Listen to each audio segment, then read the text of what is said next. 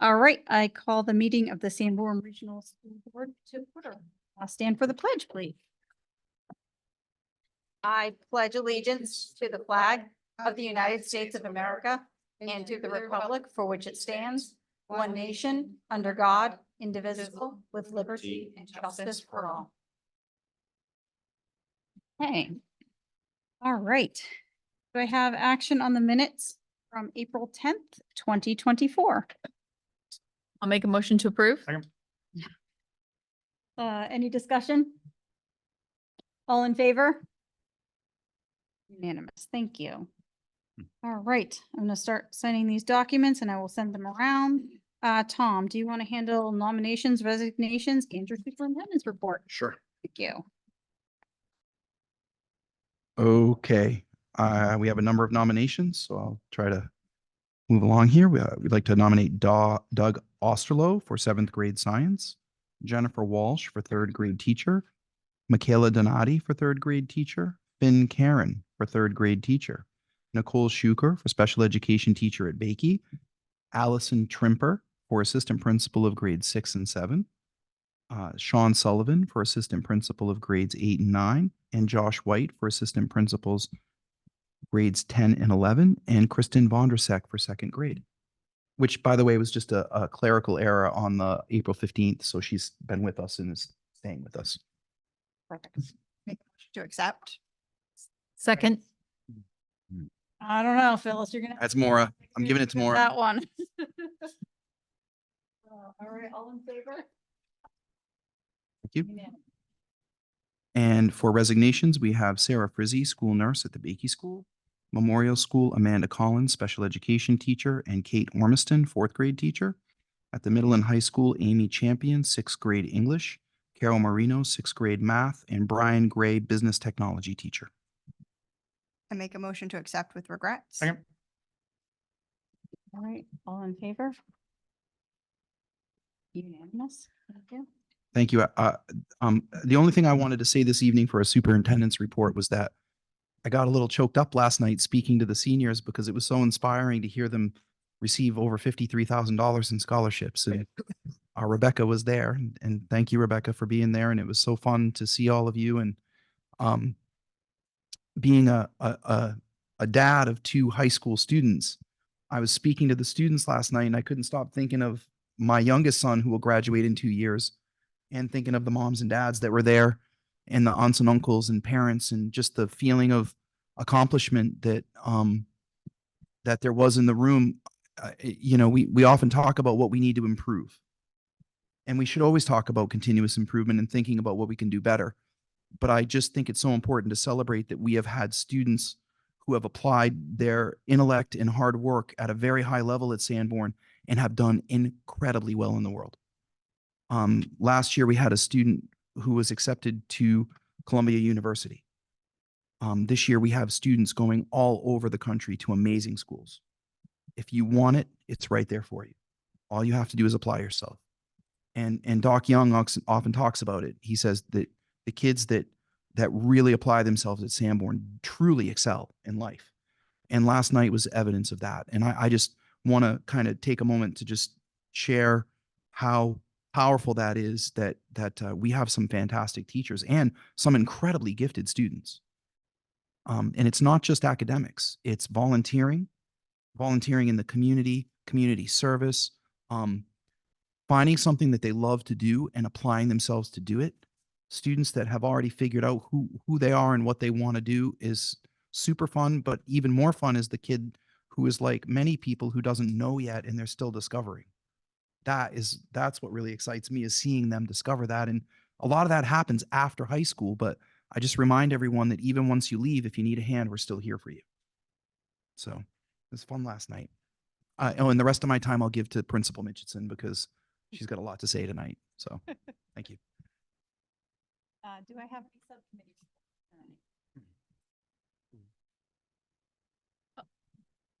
Sure.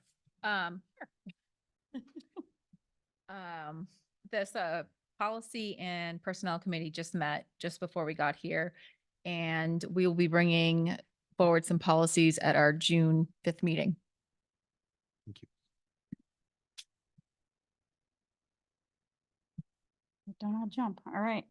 I've got student council representative report, but before you start, I want to say thank you again for being here. I know it's not the most, pleasurable thing to do on a Wednesday night, but we really do appreciate you. You've always got a smile. You always give us great information. So thank you so much for being here and spending your time with us. Of course, Yes, actually, that was thank part you. of my thing. I was gonna say thank you again Oh. for scholarship last night. I really appreciate it. I really enjoyed the time that I spent here. So thank you so much. Yeah. Thank you. Done a Rebecca, great job. yeah, Yeah, you've done a you great. have. Thank Do you you. know who your replacement is for next year? I don't know yet. I think that we're still having elections, so Ah. Do you think you'll know by June 5th? I should, yeah. Okay, great. Yeah, it'd just be fun to kind of meet them and. Yes, definitely. Is there any consideration of you just coming back to continue? Yeah, yeah. Might be a long drive. I don't know. Stop by occasionally. Last week there was the middle and high school band concerts, and also, a couple weeks ago we had our band and chorus trip, and that was so much fun. We went to 3 different parks, and the band had a workshop with a Disney musician where we got to play some music from Tangled, and they put it over the movie, Ooh. and that was a really fun time. We also had 8th grade step up day last Friday, where we just gave tours and we played games with a bunch of the 8th graders and gave them like some information about what they can expect when they come to high school next year. And also the freshman class hosted a step up dance for them that night in the cafeteria.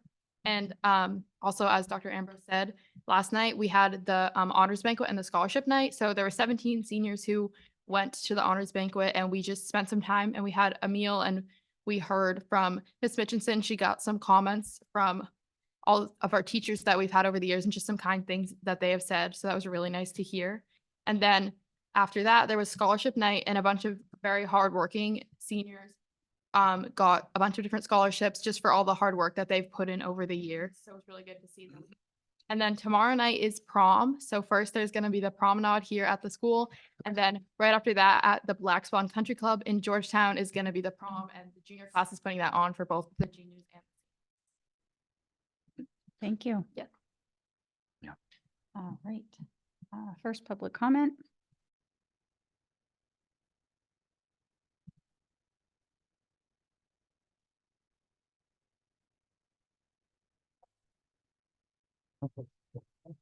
Love it. 9 a.m., I guess, is when we are going to dedicate the sign. What day? June 29th 9 a.m. at 9 a.m. Toward the, Yeah, a little lower. Hold it down a little bit. There we there you go. That's Stick your 1 foot awesome. up a little Yeah. bit. Yeah. Right foot up. Tape side to side. So plans are on the way. Obviously, we're making some arrangements today, trying to get it all finalized and get it going. But that's the sign. We got it. We're ready to roll. That's a Saturday? Yes, it is. Saturday. Saturday morning. 29, yep. Yep. Yeah, we coordinated with his brother Kevin to make sure that he could be in attendance. Awesome. Yeah, he was there last night when he gave out the scholarship. It was- Yes, it was. Oh, was he? Great, Oh, he's yeah. hilarious. He had a Ticonderoga #2 pencil. Yes, Yeah. he did. Did the whole, I knew he was going to. What, Dan, what time? June 29th, do we know? It won't interfere with the Kingston Brew Fest. Just want to make sure. Oh, okay. The same day. Okay. We Very want busy you day. There. During the event. Well, and it is the weekend before 4th of July weekend. So we figure we get it done early. That way it doesn't. Great idea. Thank you. Thank you for Perfect. all your hard work. Yes, thank you so much, Dan. Appreciate it. Yeah, thank you, Dan. Yes, and the Thank you, Dan. reason it is getting pushed out and we're not doing it sooner is because legally we cannot until June 26th. Correct. It cannot be installed until June 26th. So we were trying Fine. to find a date on or around there that worked for especially Kevin. Hmm. Great. All right. Thank you for that. All right. End of year update for the high school, Jen. And I'm going to move out of the way. 'cause it's Oh, yeah. on the screen. No, it's a fun time. You can sit in the audience and watch. Go sit in the audience. I have a short little video too. So. All right.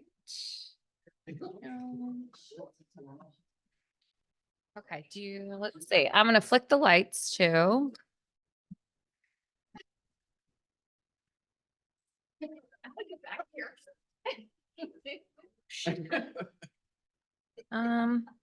I. are there any pictures?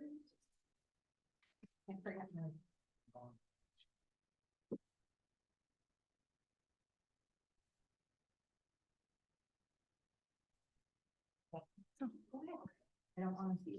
I'm so sorry. I just have to grab my papers.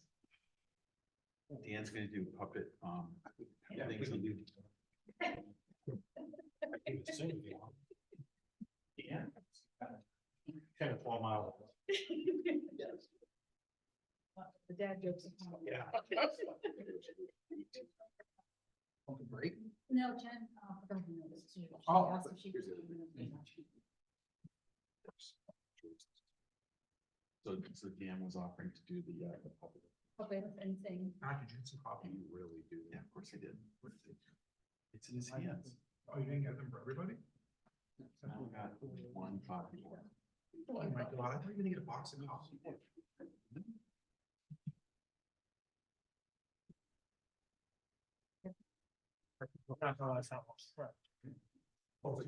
This board has. Yeah. Yes, and he said. I don't, legally you're getting done. I don't. Above ground? Yeah, No. okay, yeah. Yeah. You'll be able to feel it. Hey, Mike, I noticed the hierarchy here. Who's holding the coffee? But they were. Yeah. Yeah. Yeah. I inquired. He's getting done. It just appeared. Yeah. Yeah. There's no doctors. that are more-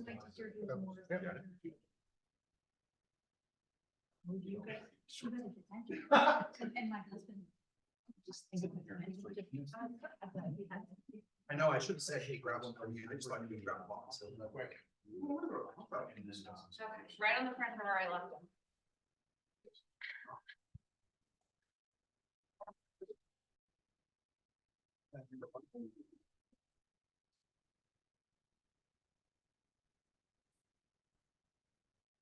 Okay, everyone here? So thank you for having me. Those of you who were there or watched last week's joint meeting with Fremont, I did an abridged version. So tonight I'm here to take some time to recognize the really awesome stuff that our kids and teachers have done this year. So really, I'm going to highlight some awesome classroom activities, student accomplishments, athletic accomplishments, and some highlights from our clubs and organizations. And just a quick, here we are with our end of year events, which has already come upon us, which is really crazy how fast this year went. So here are just some pictures of a little bit, sort of a summary of some class stuff, some sports stuff, some community service stuff, all in one slide. So for classroom happenings, so this year, River DeFio, who is a sophomore, has been doing an ELO, and as part of her ELO, River recently actually taught in Mr. Parsons' honors geometry classes. So River went in, planned the lessons, worked with Mr. Parsons, and then came in and actually taught the class. So that was really awesome. Students in Miss Belcher's classes this year with her foods and nutrition classes learned how to save money in their grocery budget, which is definitely a life skill in today's day. So they learned how to make some meat extender meals, like rice with beans, mushrooms, using breadcrumbs, adding more fiber and nutrients into the meals, and just a way to kind of stretch the meal to be able to feed more people. They also did a lot of baking. So we were able to offer a baking class this year, more focused on pastries and desserts. So there's a picture of a beautiful apple pie. I don't have a picture, but in the freshman English classes this year, they did a big unit on studying the Holocaust, and they read The Memoir Night by Elie Wiesel. Students worked with their book club groups. They had projects that they presented. They've done all sorts of different types of projects, TED Talks, spoken word summaries, podcasts. And then, like I said, they recently read the book Night, and they had to create a summative collage project where they needed to provide multimedia images and quotes from the book. And they had to do a writing piece that explained the connection between images they chose, quotes they used from the book.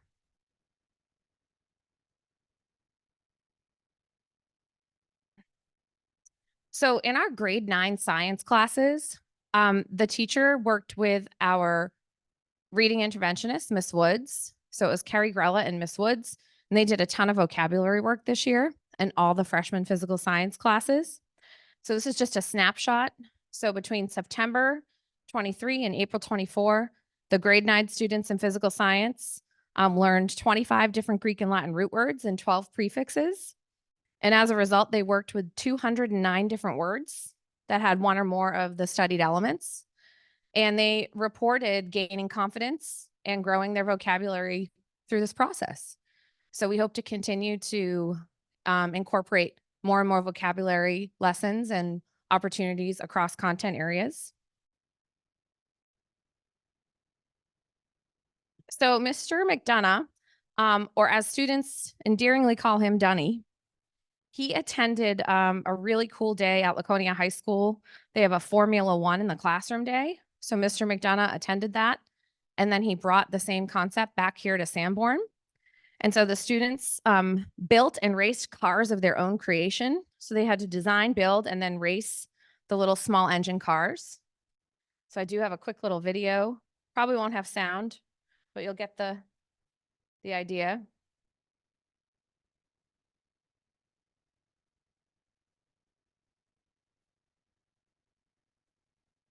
So here they go. Yeah. Really cool.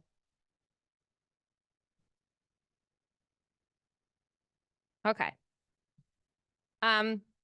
So we also this year had just some really awesome student accomplishments. Rebecca mentioned scholarship night, which will be featured in the newsletter this week on Sunday. And we've also recognized students. We've had new National Honor Society inductees this year, New Hampshire Scholar Athletes. We had a number of our students inducted to the National Technical Honor Society over at SST. So really our Sanborn students are just doing fantastic in so many areas. This year we did a first annual mid-year student recognition ceremony, and our goal was to take some time and recognize students for all of their efforts outside of the classroom. So we do our academic awards nights and honor rolls and that sort of thing, yearly department awards. But we were like, it's really important for us to really recognize kids who are involved and who are showcasing their leadership skills on stage or behind the chessboard or on the ski slopes or building a submarine. So it was a really awesome event, and we're looking forward to doing it again next year. So it was a great day. I think the students really enjoyed it. This year, we had roughly 66 students taking at least 2 classes a day at SST. Some actually go to SST twice a day.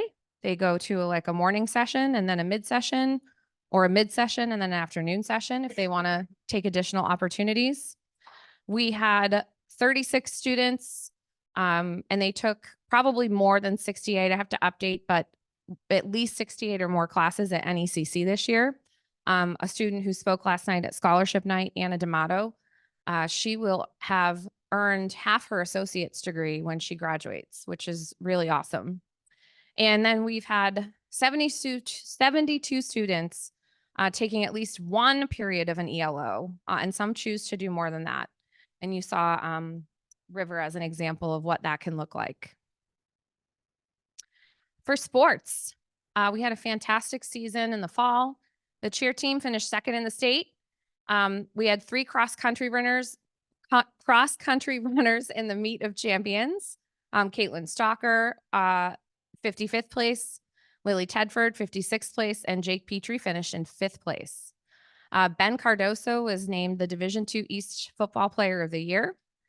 Josh White was named the Division II East Coach of the Year. Coach White will also coach the Shrine football game this summer. It's where the best players from New Hampshire and Vermont come together and have a friendly football game up in Vermont. So that's really amazing. And the football team qualified for the playoffs, lost a heartbreaker, but nonetheless, really great fall season. And there's some more pictures.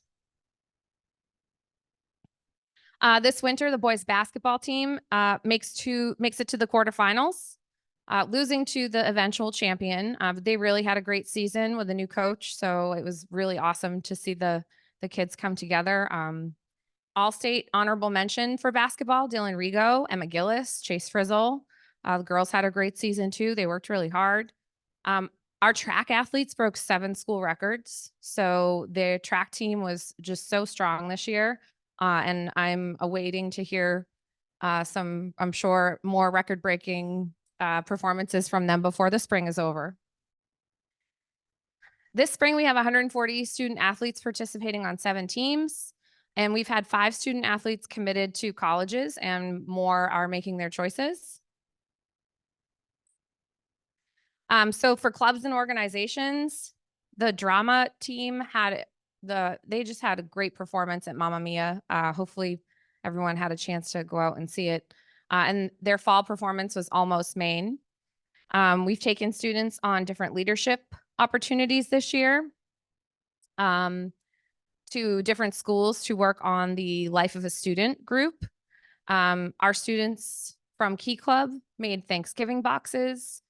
Our chorus students went to sing carols at the All-American.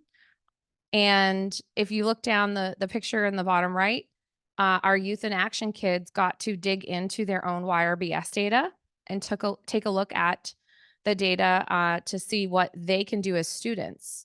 So sort of a ground up opportunity. We had a ski club for the first time ever. That was awesome. We had 30 students participate, and they even had a few first timers who are now learning how to ski and continuing to pursue it. Our Sanborn buddies raised a total of $8,700 for the Special Olympics during the Penguin Plunge, and they were in the top 9 schools for fundraising in the state. Not pictured, but our after-school academic support has been really, really awesome this year. A lot of students have reported that it's helping them. It's really been a benefit, and we are looking forward to being able to continue that.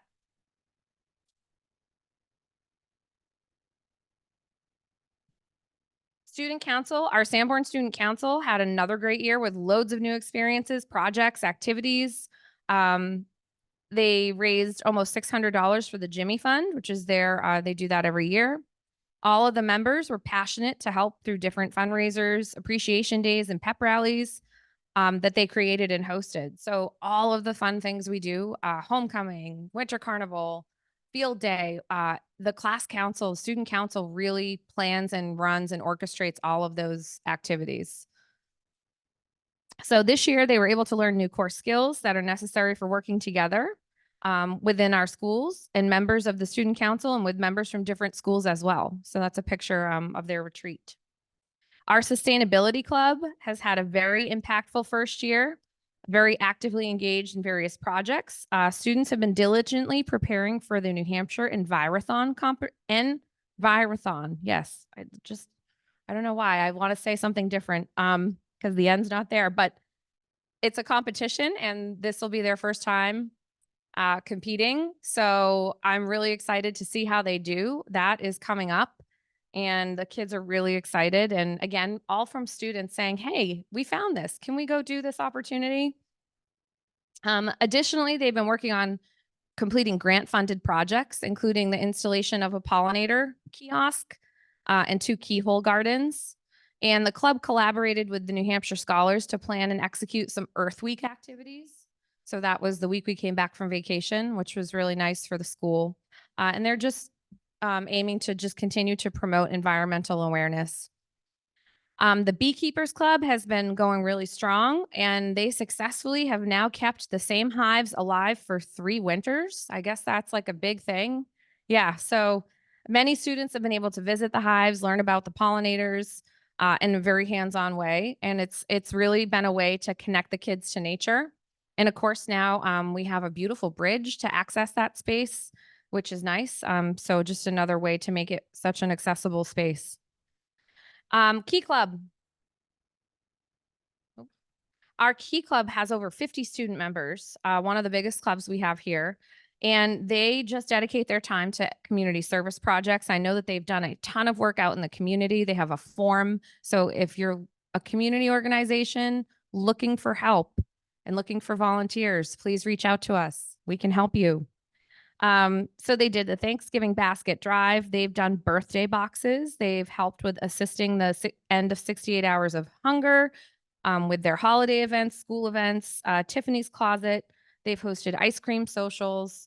And beyond that, they do know how to have a good time. They've hosted ice cream cart socials at local nursing homes to spread joy and sweet treats. And at our annual art and foods and nutrition, students teamed up and hosted the Empty Bowls fundraiser, and they raised $790. All right, lastly, the end of year events. I'm going to click on this here. And this, I send this out every week with the weekly newsletter. So it's its own little calendar. And we're about right here. We've had senior honors dinner night, scholarship night. Tomorrow we are doing a grand march or a promenade. It is going to be indoors because the weather is questionable. So it'll be in the auditorium for those of you wishing to come and watch. And the students need to report to the library no later than 4:15 to get ready for that. Our prom is tomorrow night. And then we sort of move into all the end of the year events. I did want to point out there's been a change to our senior trip. So initially the students had planned an overnight trip to Lake George. Unfortunately, there just wasn't enough students who actually committed to attend the event. And it really made it not cost inducive for anyone to really consider, given that it was just for a one night experience. So pivot. We are going to go to do the Boston spirit of the harbor there, the Boston Harbor Cruise. And these students, if you recall, during their 8th grade year, that trip was canceled. So they actually haven't gone before. So it's still a new opportunity for them. And it allows them to sort of have something that they didn't get to experience. That was sort of one of those lost in COVID opportunities. So we'll head down to Boston around 1:30 to hopefully not hit any traffic and spend some time around Faneuil Hall. And then we'll go over to board the Spirit of Boston around 6 p.m. for a nice sunset Boston Harbor cruise with dinner and dancing. So a lot of students are going. It's shaping up to really be a nice time. Then, of course, we have the week of graduation it's really kicks off June 5th. That's the day the students can pick up their caps and gowns. They'll get tickets that day. We'll have some graduation practice. We'll do the class day. Little change too with that. It's in the morning. I think we talked about that a couple months ago. A little bit better for parents if they want to attend to come first thing in the morning. And then the kids will head off to my favorite event, which is the elementary parade. Then they'll have their luncheon and then it will be the big day. So really, really excited. And that's all I have on that. So you're very welcome.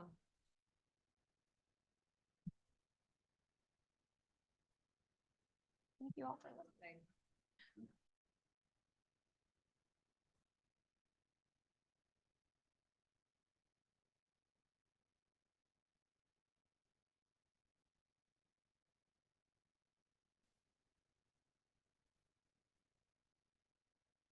I just want to make a comment if I can. I thank you, Jen and Rebecca, for presenting this. Oh, well, Rebecca, every week that we meet.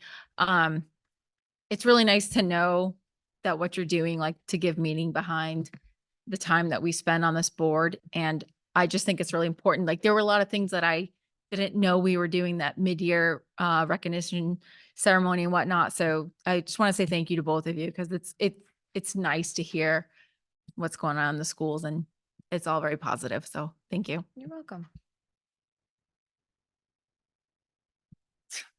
All right. So we will move on to 7.2, technology purchases. Alertus expansion.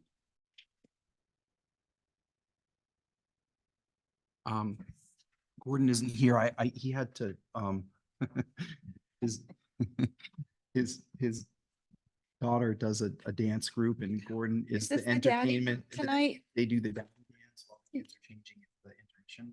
Oh, yeah. And so we had practice that got moved up earlier tonight. So I told him I'd pinch hit for him because dancing is important for Gordon. Yes, it is. We have yet to see a TikTok or Facebook video of this activity, just for the record. And I guarantee, I think one of us should sneak in and. Yeah, I think so. Yeah. At one point, they were doing a Batman theme and he was going to be Commissioner Gordon, which so we still call him Commissioner Gordon to this day. But the Alertus expansion, the essential concept of this is that we don't have the same system at Memorial that we have in buildings. And so that came out in conversation during our superintendent safety task force. So we have these meetings that Dan helps with and large groups of folks. They're really, really great meetings. And we have fire, police, state, sometimes federal. Lots of folks come in. We talk about different scenarios. Sometimes we do drills. Sometimes we just talk about protocols. But one thing came up is that Memorial doesn't have the same Alertus system for emergencies. So we'd like to have that installed, and it includes a couple of hardware purchases and some software for Bakey and the high school as well. So that's the general synopsis. I think Dan could also answer any questions if people have questions. Does Memorial have any sort of system? Not like the high school and middle school. So that's why we brought it up. We really want to get it done. Okay. And just so everyone in the public knows, Alertus is if we have a major school emergency, heaven forbid, you hit one of those buttons out there, everyone's coming. Immediate. So it's a straight line. It shuts down the computers. The computers pop up with a screen alert. Cell phones get a screen alert. It's intense. What happens at Memorial currently if Phone there's calls. an event? Phone calls, So phone. radio and phone calls. We have a Phone repeater. chain that happens. Yeah, well, we have a repeater too. So the repeater, the good news is years ago when I was hired, we didn't have anything. So we put in a repeater that connects the 3 different buildings and that's effective. So the radios actually work across the communities. Correct. Thank you. But there's not an alert. We don't have the orange and yellow buttons that are out in the hallways at Memorial, and Okay. that's what we want to put in. Okay. Yep. Um, Yeah, And we there's one have right there. Okay. one more question. Yeah, And go ahead. we have enough in the what fund was this coming out of? Facilities use Facilities revolving. use revolving fund? We could take it out of the facilities use revolving fund, or we could use year-end funds. That's the choice of the board. So what's, What's the cost? yeah, well, 38, 39? 9 The cost is there. it's 39,280 plus 4,900, correct? That was my understanding. 39. The total of the facilities use fund right now. Oh, we just did it today, Matt. You have the number right there? Yep. Well, I projected it through the end of the fiscal year. Let's see, there's going to be about $260,564. That includes the amount that was approved, where we withdrew 21,000 for the middle school firewalls. So, okay. Thank you. And Matt, what are you projecting for year-end at this point? I'm projecting just about $1 million. That $1 million has Alertus in there coming off of the year-end surplus. I also have in front of me trying to squeeze Alertus into the facility use revolving fund. I also want to let you all know that Dan's been trying to get grant funding for this, and it's been very difficult to get it. Unfortunately, I think this is one of those things that we need to move forward with. So move forward, it would either be year-end surplus or facility use revolving. So we have $1 million left at the end of the year, roughly. We're still approximating at this point. Yep. But It assumes we use. it assumes that we bought the Alertus. Yes. Okay. So it can come out of either fund. Do Hmm? do we have other anticipated costs? Yes, we're going to be talking next week about some technology costs as we typically do this time of the year. So we have to figure out where we want to buy the laptops for students and staff that we typically replace annually. Mhm. I'm working with Gordon on those numbers, and I believe that he'll be bringing them to the Facilities and Finance Committee and then to the board on June 5th. I asked Gordon to put this one on tonight because I want installation in the process. Yeah. So what are the, we see what the cost is to make these upgrades or additions. What's the operating and maintenance annually for this system? I Are would we ask, incurring as a, there's a software component. Matt, what is the annual software cost? Yeah, we'd have to look that up. sure, Yeah. yeah, thanks. I'm not sure, Jeremiah, I think it's important just to expand on your question, because it's a great question. What I would want to know is what is the difference between what we're paying now for Memorial and Bakey? I mean, Bakey and the high school to add Memorial. Would we be able to decommission something if Memorial, if we add this? No, there wouldn't be a savings. It's an addition. Okay. So whatever we got there right now isn't an annual.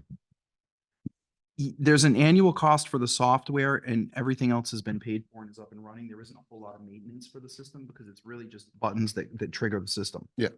Right? They link into the Wi-Fi or the hardwired cables. I'm not an expert in this area. I'm pinch hitting for Gordon, but I would say that when we did this, it was kind of close to the pandemic and toward that period. So I think that at the time, if I remember correctly, and Dan, feel free to correct me if I'm wrong, it's been a long time, but we had some grant funds for the initial implementation. And now catching Bakey up to that is a Memorial up to that is, I strongly recommend it.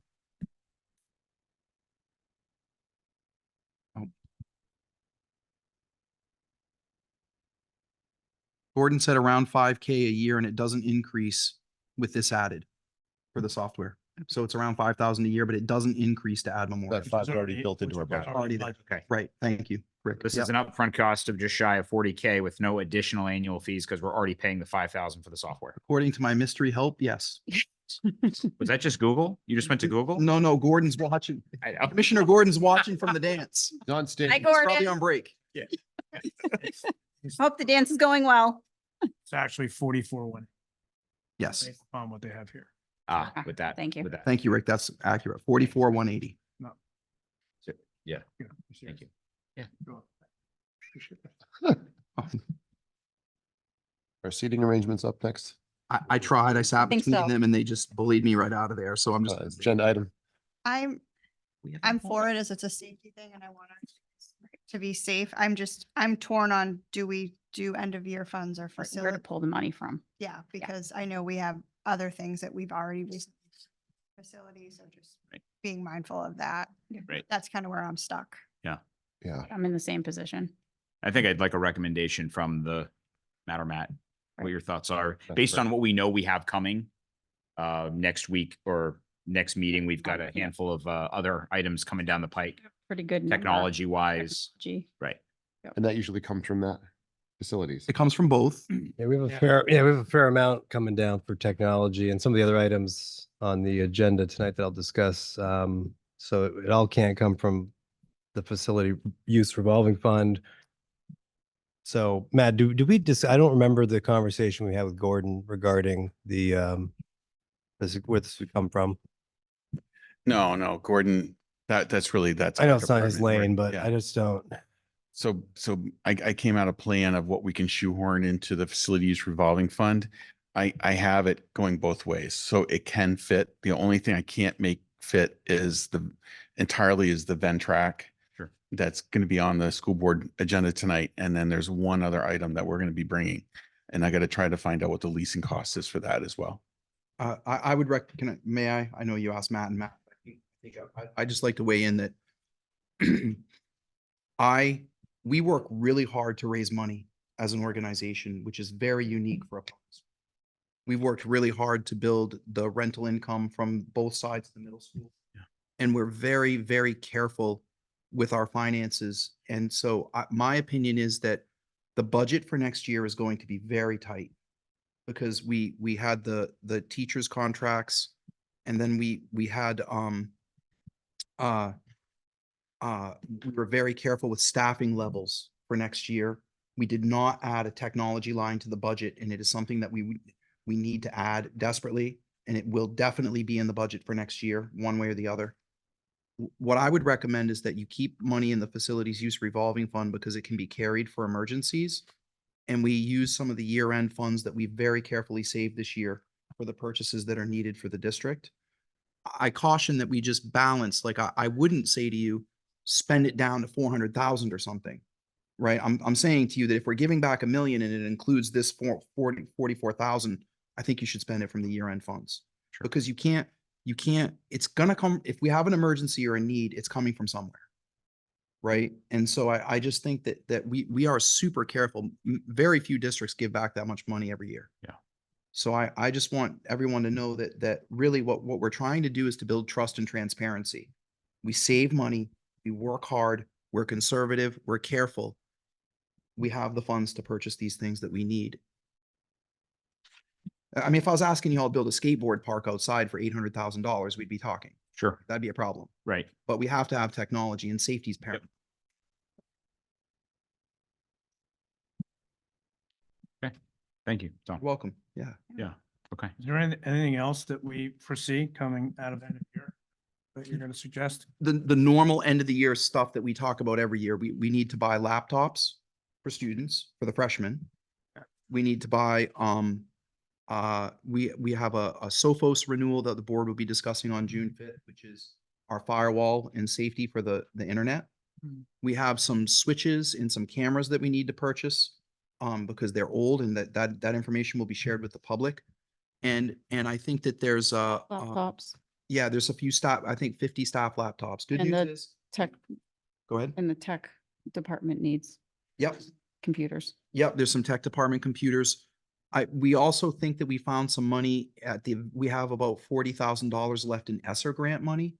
And so we're trying to buy those student laptops with that last $40,000. Christine started working on it this morning. So we are looking for creative ways to fund things.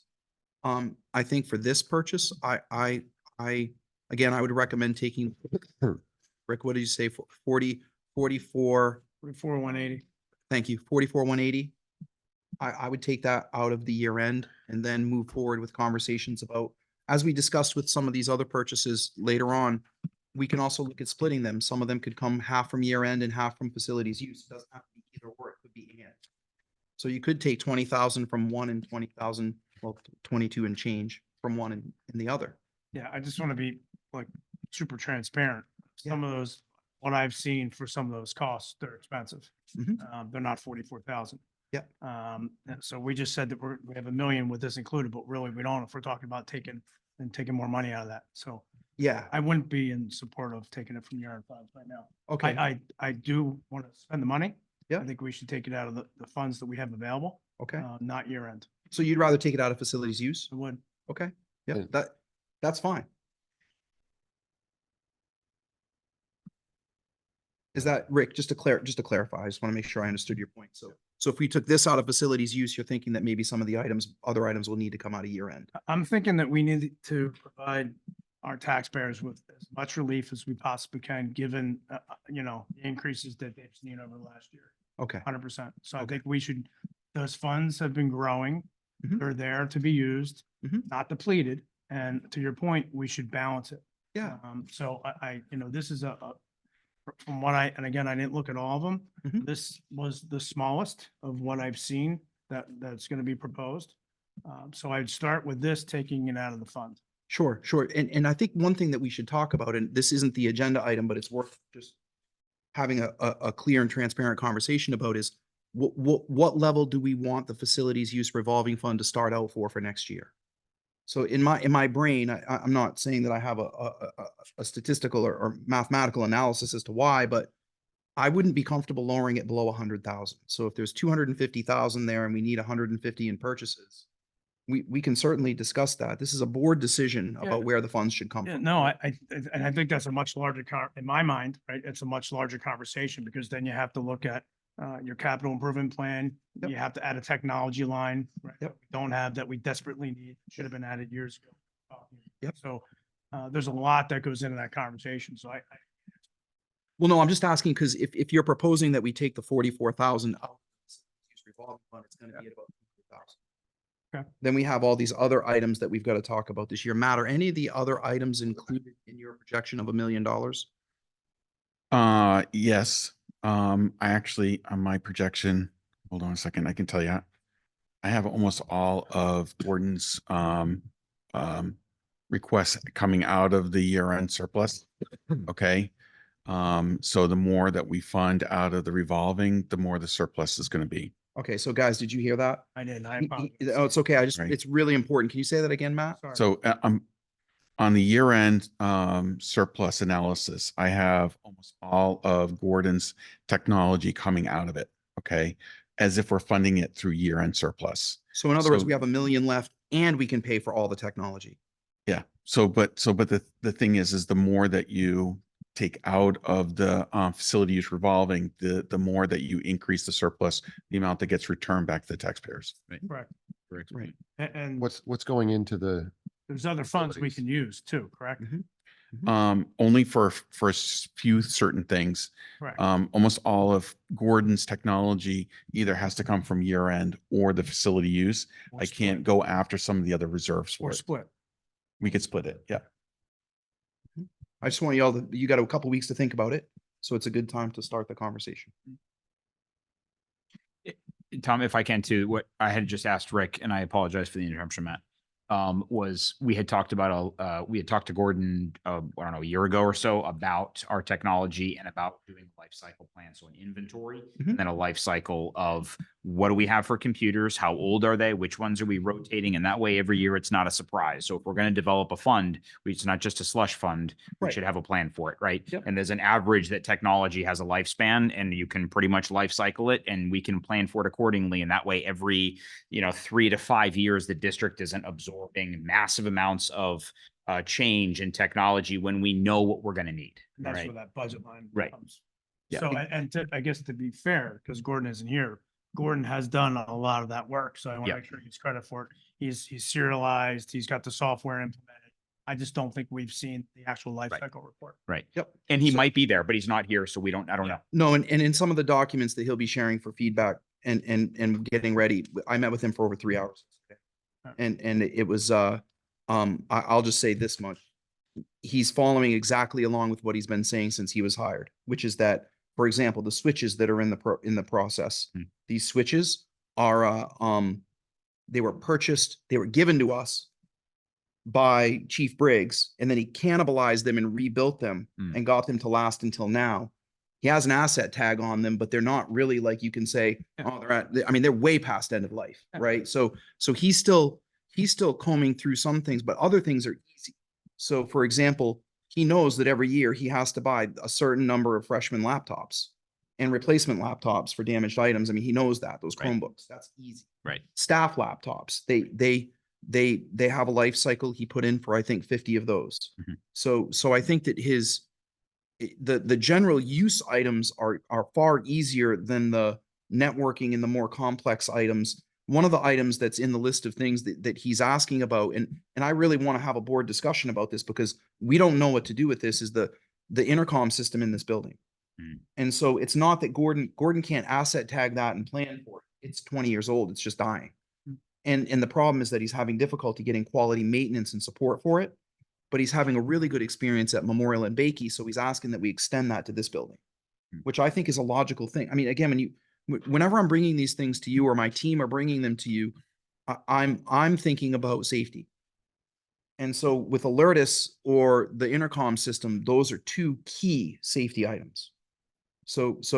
And I don't, when I say safety, I mean evacuation safety, not day-to-day, like tripping hazard type stuff. I'm talking about like major scenarios.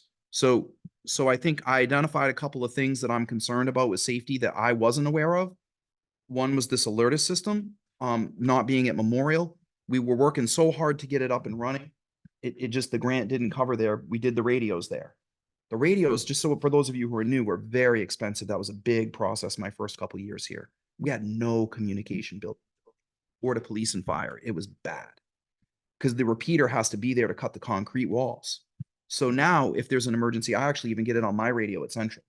So it's 10 times better. We're making great progress. All the money Dan got for the bollards, all the grants. I'm hoping Dan's going to squeak through with a grant on this one, but if he can't, I think we should do it. And the time, and the other thing is timing. Why now? Summer. it's easier to get this stuff wired up and done in the summer. Like if we have to work on this intercom system, it's better to have the intercom system fixed and maintained over the summer when the students are only here for some small summer programming than to do it in the next opportunity is December. Right? So those are just some things to think about. If you guys want to table this one for a couple of weeks and talk about it in the bigger context, I'm fine with that, but I just wanted Dan to be able to get going with the installation. Yeah, I'm fine moving. I'm fine moving forward because it's, to your point, it's safety and Okay. we need it. My only concern was just we're paying. Yeah. I'm not saying, I'll vote. I mean, if somebody wants. Yeah. So do you still, knowing what Matt just shared about the still having $1 million after everything would be paid for, do you still want to take it from the facilities use revolving fund? Yes, I do. Okay, why don't you just make the motion? Okay, I'll make a motion to approve taking $44,180 for the alert system out of the facilities use revolving fund. Thank you. Second. All right, any further discussion? All in favor? Unanimous. Thank you. That's a wonderful use of the money that we've raised. 100%. So thank you very much for that. All right, moving on to facilities equipment. We have two items. We have a Ventrac tractor and a floor. I'm gonna do that. Yeah. Well, the floor scrubber. floor Um, scrubbers. What did I say? The floor, no, the floor scrubber. What are we What do talking you about? mean? It's pretty The nice. Ventrac and the, Ventrac and the floor Yeah, scrubber. I'm gonna have her do that at the Might end. wanna do these went through the So- facility. Yeah, Yep. we might wanna do the floor scrubber first. That'd be the easiest. Oh, Yeah. I think that's a no Uh, brainer. yeah. can I just, Yeah. I just realized that we were supposed to have Principal Mitchison take a minute to talk about the administrative structure at the middle and high school at the end of her presentation for the end of the year. Right. And we just kind of kept going. I think we should make her sit till the very end. Well, I wanted to I'm do gonna that. stop. Yeah. Yeah. Stuff. Yeah, exactly. So oh, that's, In fact, let's have her go right. I think we should stop and have her go now. On the agenda, I was like, no, thanks, Matt. I was actually going to bring it up after 7.7, but the problem is Jen has a notice going out to the community, so she Yeah. wanted. Oh, yes. So Jen, if you'd like to do that now, let's do that. Yeah. So we're going back to 7.1 for a second, folks. That's all right. Need the screen again? Yeah, but I think you We're gonna- should have a copy in front of you. It's more for anyone in the audience. I've seen that. I think at this point, The newest. people at home.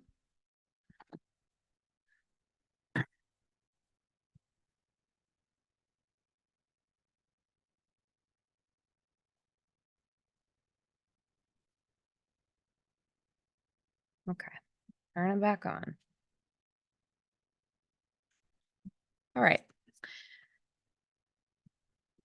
So like I said, you should have the materials that I prepared to review the changes. So let me pull this up. So, and we had a meeting with staff this afternoon, Matt and I did, to make this announcement of what we're hoping will be a new organizational structure for the administration 6 through 12. So I also want to be clear, we're not reorganizing grades. We're not moving anybody. No one's doing anything like that. It is simply a restructure of the 6 through 12 administration team. And we came at this juncture after going through a few different processes with interviews, working with staff, hearing some staff feedback of what sort of was coming up. We had some administrative positions to fill, and going through that process, it really came to light that, you know, maybe this is the direction that we should take. And then hearing the feedback from staff members in both the middle and high schools that this was actually something that they sort of were thinking of and moving towards and hoping for, we decided to put something together, and we worked collaboratively. The administration team, Dr. Ambrose, Mr. Malilla, myself, and then we did some interviews and hired some new staff members some of whom were nominated tonight, which we're super excited to have join our team. And really some big highlights of this restructure come with, I think, the positive advantages of what this is going to bring by having a 612 principal, an associate principal, grade level assistant principals for grades 6 and 7, grades 8 and 9, and grades 10 and 11, and having sort of the partnership, which is why I included the school counselors in this chart, with the school counselor, to have that close collaboration to really support students and staff. That staff will have a go-to person. They will know the structure. The students will have their 2 adults to support them. And we really listen to, what the staff have been telling us over the past year and a half, 2 years, that, the students really need that support. So I'm going to scroll down to the community message, which is also in what you have. I did share a message with staff. It just looks a little different. It has some more ed lingo. Doesn't say anything different, but it anticipates more of the questions that our educators, our teaching and paraprofessional staff would ask or want to know. It just goes into a little bit more of the details. But the charts are the same. So really, again, the positive advantages are really 3 big things: this administrative team, the consistent practices, and additional curriculum support. And so when I think about all of our initiatives and action steps and what we are trying to do with improving our academics, supporting students' emotional well-being, I think that those 3 things sort of all provide the mechanisms to do this work. What is going to stay the same? 2 separate schools within the building. The identity is really, really important. And that is not going to get lost here. There is still going to be a middle school and a high school. We'll still have separate newsletters and communication. That's really important. I know personally as a parent, if I had to scroll down half a newsletter with stuff from grades that didn't necessarily pertain, I would kind of be like, okay, and maybe miss important things. So we'll continue with our newsletters and our social media pages. Separate routines like homeroom, WIN, intervention block, FLT. So those are not going to change. Separate lunches, separate events, separate planning room and office space. So, when we have discipline, students are not going to go to, middle school students aren't going to walk down to go to the high school office. We're going to have our own separate office spaces. So that's sort of everything in a nutshell. And again, this really came from thinking about our goals and our future and what we think is really going to help move things forward. I think there's one other super fun and really important point, which is that Meredith Devine, the assistant principal / special education coordinator at the Memorial School, has offered to help out with K-5 special education under Dr. Kennett. So there's an opening at the Memorial School, and Jay Trafton is going to go to Memorial School and work to help the kids to be ready for middle school. Really excited about that. The first thing he said to me is, I'm not sure that we should have 2 dudes that look like linebackers at a K-5, at a 3, 4, 5 school. And I said, nah, actually knowing the ladies and how nurturing they are down there, I think we're good. So he's pretty excited to go down there and work with Eric. And I think they're going to be a fantastic team. We're really excited, and we're grateful that he would do that for us. So.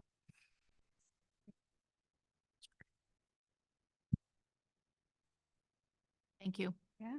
Thank you, Jen. You're very Thank you for welcome. presenting. Thanks, Jim. Thank you. Thank you for having me back. There's a communication going out to families. Yep. 8 p.m. Yeah. Sure. Staff, families, students. I sent it to the students also so they can see. And yeah.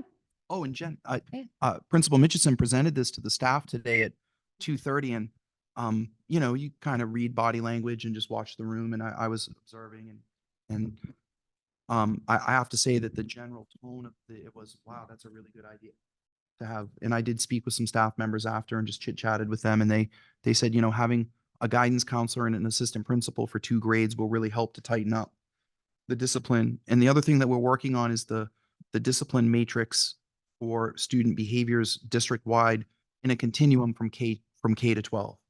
So the assistant principals are collaborating with Christine DeRocher to develop that, Great. just to tighten it up. We had one, but we wanted it to be even tighter. And so it's good because the kids, what we know is that students, when they learn language in kindergarten through 1st grade or 2nd grade, that language will carry. If they understand that language and you use it consistently, it makes a big difference, right? So it starts out as, your space bubble and keeping your hands to yourself and treating people, but it turns into, this is the appropriate behavior in the locker room. This is the appropriate behavior in the cafeteria. So we on the spectrum or continuum of what students can look like from 0 being perfect and 10 being really bad, we do very well overall. It's just a matter of helping kids to learn how to control themselves when they're frustrated and bored, and the cell phones are pouring gas on that fire. And we will be bringing the cell phone policy back to the board for a revision because that is a big part of that discipline matrix. So I just want you all to know that that's coming in hot, Great. that we want to tighten that up and make it more restrictive. Very good. Okay? Sounds good. All right. Thank you.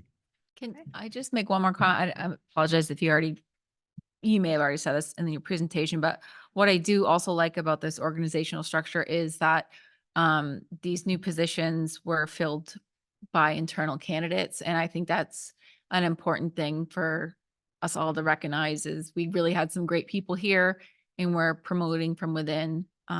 So I'm pretty excited about that too. I am too, Maura. Thank you.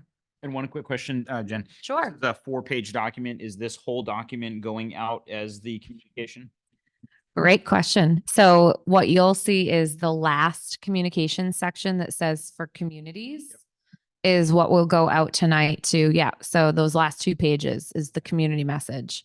Again, there's not a whole lot of difference between like the staff message and the community message other than it's a little longer. You'll notice like right off the bat, those bullet points are kind of just go into a little bit more teacher language and more acronyms and kind of going in deeper with things that they understand.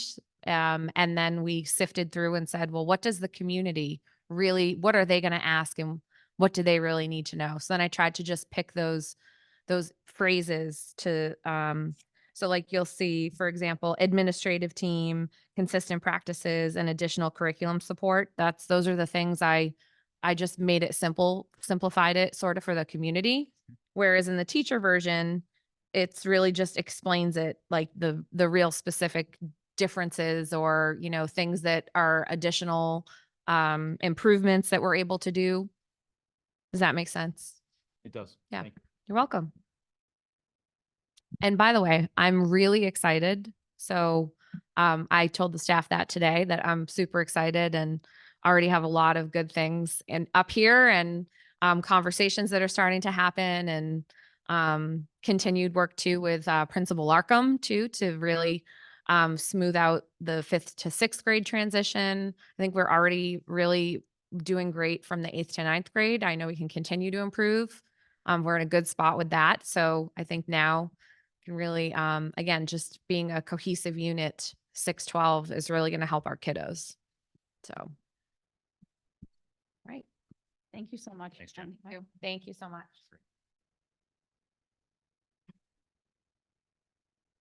All right.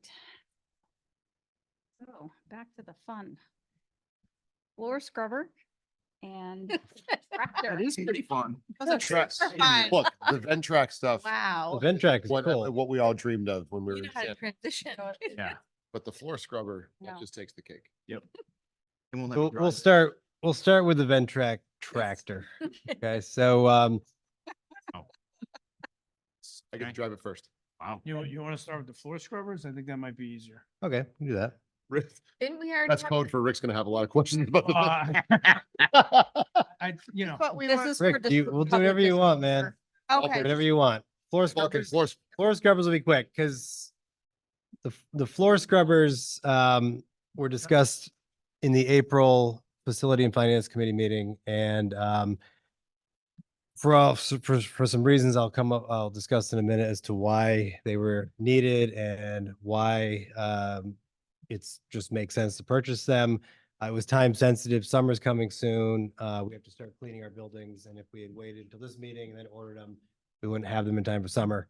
But these 3 floor scrubbers and 3 edging machines, which essentially get into tight spaces, edging machines that the floor scrubbers can't, are pretty phenomenal. The return on investment is only 3.8 years on a $43,700 purchase for these 6 items, which is pretty amazing.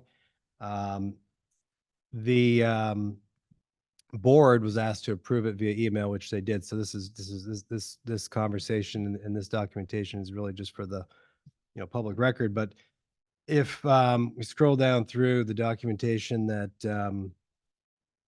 was provided, our current floor scrubbing machines are near the end of their life. There's photographs of them in the packet. They're rusting, they're wearing out. Big thing, one of the big advantages, not the biggest, but it's significant, is our current machines use stripping wax, I believe it's called, stripper that contains PFAS, which is obviously in the news now.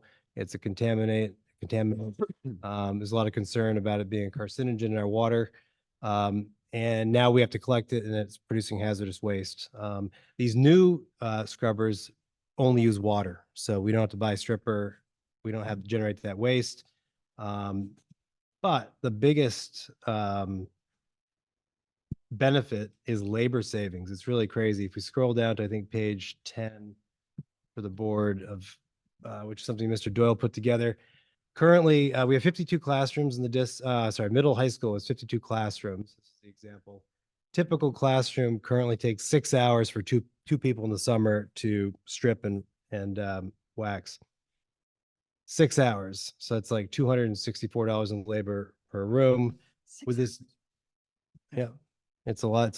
It's very time intensive. Mr. Doyle will tell you all the steps. It's crazy. Plus, there's other materials, mops, brooms, all other things. Because of all the different chemicals you have to have. Chemicals, washing, Moving. sweeping. The new machine, one person can do a room in 30 minutes. So you go from $264 per room to $22 per room. So in the high school, in middle school alone, you're saving over $12,000 a year just on, having this equipment. So kind of a no-brainer for an ROI or return on investment of 3.8 years. We need new equipment. It was kind of a no-brainer, and appreciate the fact that you guys approved it via email. So we get these in the building and in the district, because they're going to be used throughout the district, not just in this building this summer. Yeah, 3 floor scrubbers with 3 edgers, right? Yep. And that was $43,700.31, and that was approved to come out of the facilities revolving fund. Yes. Did that already, Matt, when we asked you for the Yes. balance, that was already subtracted from it, yes? The facilities use revolving fund with the 2 purchases we approved tonight should have about $170,000 left in it. I think that Or was this Or 43 was this already out? in it? It was, we were I just was asking told- Matt. As of the email that this was sent on 2/29, there was $234,584.43 in that fund. Thank you, Rick. And Fund currently increases by $11,928.43 per month. That takes it to $258,441.29. The Minus alertus was 44. $44,180. Yep. Yep. This is 43,700. It should be like 170. So when I asked tonight how much was in it, I was told 216,000. Excuse me, Mr. Angel, what's that? I heard yes back there. It's coming out of the facility use revolving fund, and I did not include it in my, Okay. okay, so, So are Rick's Should be numbers close correct? about. There's about 170 left in the facilities youth revolving about that. after the Yeah. alerts in this purchase. Yeah. Thank you. There's 3 of these, 1 per school, 1 per building. Yeah, Okay. Dan, that's Yeah, what you're just so doing, you right? know. Yeah. Yep. Mr. Doyle's That was nodding. my Yep. question. Yeah. 1 per building. One per bill. And the Big unit edger, can't really be moved. We've got storage for 1 at each facility. And that way the crew can just move forward and huge time savings. Yep. Any other questions from the board? Thank you. Next is the All right, tractor. Ventrac tractor. Okay, so our we have a number of pieces of equipment now for doing grounds maintenance work outside, and the Kubota, which is a mower tractor, is at the end of its life. It's got almost 13,000 hours on it, which is a ton. I don't know what that would be if it was a car. Matt Angel, I don't know if it was 2, 3, 400,000 miles on it, but it's tired. The mower doesn't work. It's really just a snow blower now. We have other equipment, but right now all of our equipment is specialized, so it sits idle. So you got all these different, pieces of maintenance equipment, grounds equipment that might be used from the summer, but then they sits all winter. The advantage of the Ventrac is that it's got all the attachments for doing everything that we currently do and more. So if you look through the quote, there's an insane number of attachments that come along with it. And I'm sure there's even more than that, right, Mr. Doyle? Absolutely. Yep. So again, this equipment this Ventrac is extremely durable. It's used, throughout New England. Gets good ratings. Again, the advantage of it is over time, we can just shift to having maybe 2 Ventracs in the entire district. You'll do everything from mowing, seeding, snow blowing, baseball fields, rolling, you name it, they pretty much do it. So it'll allow us to be more efficient with our equipment and not having, equipment just sitting idle that's not needed because it's specialized. So it is a pretty, again, any type of, if you've ever priced out, construction equipment, heavy duty equipment, it's not cheap. The quote for the unit and all the attachments, which there are dozens of attachments, and Mr. Doyle can certainly elaborate on it. It is $110,000, purchase, which, we've discussed with facilities and finance.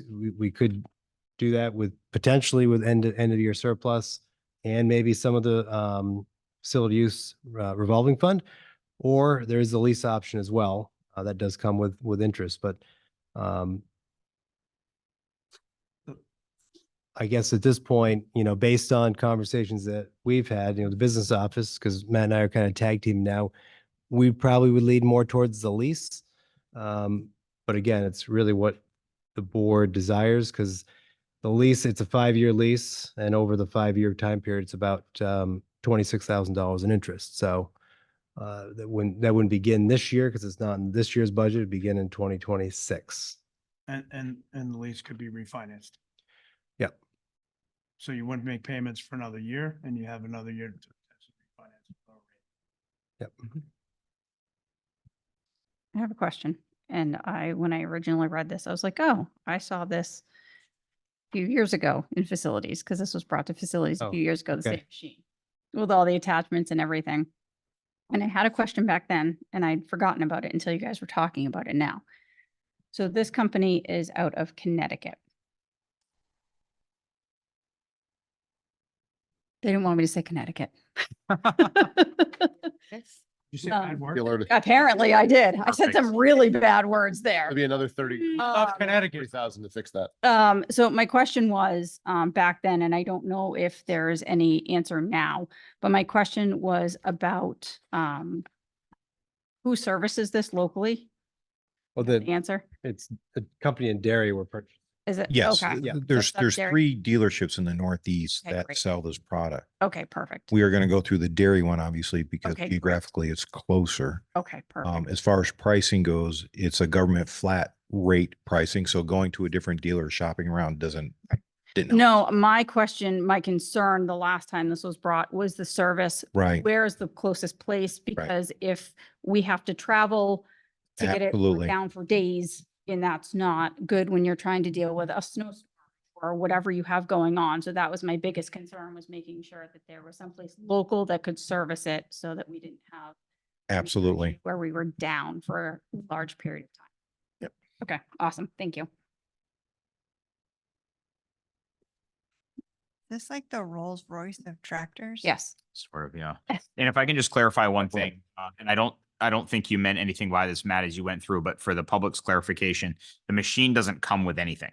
It comes Right. with the machine. Right, There's exactly. lots of attachments you can purchase in addition to the machine, which we have chosen to do based on the facility's needs, our fields, et cetera. So we've selected a list of attachments that Yeah. would make sense Yeah. to replace, and we'll be paying for those in addition to the machine. Right. Oh, so Having is been that- to, having been to MB, Part of- That is included in the That's 110. Oh, Yep. okay. We just wanted to be clear that it's Yeah. not. The machine and actual- all these things. the base machine is 33,700. So if you go to, if you see a Kubota commercial, and I've been down to MB Tractor in Plastow, you say, oh, this BX 235 is 17,000. Well, that's just the tractor. Just the tractor. You don't get the bucket, you don't get the backhoe, Right. you don't get Yeah. the skid plate, you Get don't wheels get, that move. you add all those things on a snowblower, it's 33,000. You're like, oh, that wasn't a Gotcha. Okay. $17,000 tractor, that was a $33,000 Right. tractor. So, yeah, and one of the concerns that we brought up was about, we have all these different pieces of equipment now. What happens, we put all of our proverbial eggs in this one tractor basket. And what happens if it's down, right? But we understood that this is going to be, it's going to be new at the time, right? And then the goal, so that the likelihood of that is very low, right? And then the goal is to add a couple of the, not the attachments, because you already got the attachments. Right. So you don't have to spend $100,000 again, 2-3 times. You just get the tractor, a couple more, and then you have a whole fleet with a lot of versatility. And and we did clarify that right now we do have the ability with our trailers, our current trailers, to move this Ventrac system from one field to the next, from one school to the next. So portability and the ability to transport it is something that we already have, not an additional cost. So yes, this is the first, most expensive step of what is a very versatile, Right. long-term plan. Well, also, I think it would be good to, it is good to buy one at this juncture and then buy another one in a year or two so that they're staggered in their lifespan too. Right. So we're not. Yeah, you don't buying- want to replace them all at once. Right. Exactly. Right, like think about. Yeah, the- Dan, the John Deere and the other equipment that we're going to maintain, that those are, they have some years left in them, right? We're not looking to buy another Ventrac next year. Yes, we have 3 zero-turn mowers that we're currently using right now. Right. Several are older. In fact, we have one that's down right now, so we only have 2 that are operating. But the plan is in another year or two, buy another tractor with a mower attachment. Yep. Um, Yeah, because you need those exactly. simultaneously. Right. Right. And then in another 6 years, get another unit. And my hope is to have possibly 3 of those Ventracs operating within our district But on a rotation of age. on a rotation. Absolutely. That's important to me. And once we get the Ventracs, we can mow the lawn at Memorial. So it'll be great. And they also sell hay balers for those too. So. In the meantime, the bees are pollinating away and we're helping the environment. Yeah, no, okay. Like, no moment. I told them I about think that. Heather has an actual serious. Sorry, Heather's trying to participate. Right. Don't mow the flowers near the beehives. The reason why they've lived for the last 3 years is because our maintenance department has been very careful not to mow them. Well, no, but I was saying no mo May. Right. Down there, it's no mow ever. I think that's a jazz movie. That was Anyway. we can keep good. going. Please, Heather, speak. I was Please. curious if the facilities department, Club. oh my God, club department, the, Crew. has discussed the, Connecticut. Somebody said Connecticut. has Sometimes in Connecticut. discussed the, pros and cons of leasing versus buying. I'm just curious to what those We discussions. did a brief Yes. thesis, antithesis discussion, but we would love to have it again now. I think there are differing opinions, to cut right to it because it's already getting late. Yeah. To cut right to it, there's differing opinions, right? We either can pay for it out of pocket and not pay any interest, or we can finance it, not pay anything for the first year and potentially refinance it and pay less than the 26,000 in interest. But that's where we currently sit. So if we finance it, we pay 26. If we don't refinance it, and if we pay out of pocket, we don't incur that additional expense. Is there a penalty for paying it early? If we lease it? We asked that question. The answer was no. I don't believe so. We can refinance or pay it. You pay it down. I think then if we can leasing it and looking to refinance. I like the idea of what Rick was saying earlier, that like the more we can give back for taxes this year in light of Yeah. the Yeah. tension around that, which is legitimate and real. Leasing it, buys us, sorry, pun intended, it buys us a year Yeah, that's what I was thinking. and then we can figure it out And again, this goes back to if we don't start seriously budgeting in this community for these buildings for real, now that we know what the plan is with Fremont and moving forward, the communities are going to have a serious problem financially in 8 to 10 years. Because this building is beautiful. It's been maintained really. It's 20 years old in 2 years. That means we're looking at heat, electrical stuff, sewage, all kinds of problems. And Dan's got some ideas. We've been collaborating on some ideas. We're thinking about it. We're talking about it. But I think that it's really important to just remember that starting to do these things in cycles, just like the technology that Jeremiah was alluding to, which is right on. We know it's going to die. Just make a plan, right? Make a plan and adopt a budget to pay for the plan and follow the plan. It's the best thing you can do. So I just, as we budget next year, the problem is that the one time that the only warrant article that hasn't passed since I've worked in Sanborn was a budget that was 170 some odd $1,000 more than the default. It failed by 10 votes. So I don't know how to make a budget where we meet these needs and I can't pass any kind of an increase above the default. So I'm just saying I need help with that. So to that point, I don't understand why we wouldn't just want to pay it now. Right. That's kind of my Yeah, you point. could take it out of year-end funds and then you don't. We're delaying a payment that we're going to get, and we're delaying a cost, and the costs aren't going any lower in our district. Same question, Matt's Squared. squared. Was this 110,000? Is that what it is? Yeah. 110? 108, 108. Is this factored into your year-end projection already or not? It's not factored into my surplus. Okay. So it would lower the million by 108,000. Well, I still think that we could hit $1 million. But we also just took, instead of that 44,180, we did just take that out of facilities use revolving and not out of year end. So Right. Yeah. There's that. that's a chunk of it. But The struggle is going to large be, amount still out there. Oh, I'm aware. Yeah. I've seen them. And I'm thinking about it. She knows them too. I've seen them. Yeah. the struggle is going to be the IT purchases next week. Okay. I don't see a path forward in not wiping out the facility use revolving fund and not going after year-end surplus.